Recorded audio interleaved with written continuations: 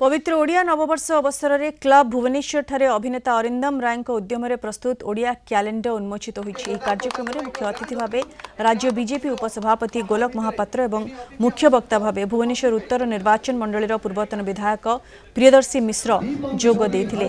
मान्यवर अतिथि मानक द्वारा सर्वप्रथमे प्रदीप प्रज्वलन कराई कार्यक्रम शुभारंभ होइथिला।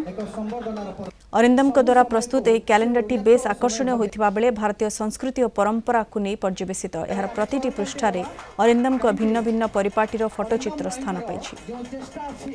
ओडिया सन, ओडिया डेट, ओडिया कल्चर, ओडिया संस्कृति को आमे प्रमोट करवा। ये जो कैलेंडर है कैलेंडर रे रीतिमत भाव में ओडियार सबू पर्व कौ डेट्रे पड़ुची कौ मसरे पड़ुची मेंशन है। यार विशेषत्व है ये गोटे इंग्लिश रेफरेंस अच्छी। प्रत्येक दिन प्रत्येक मास आम गोटे साइड रेफरेंस देचु। धीरे धीरे ये प्रैक्टिस है मोर आगामी दिन में विश्वास जे आम समस्ते आगामी दिन में ओडिया मास ओडिया डेट्रे कथा हबो।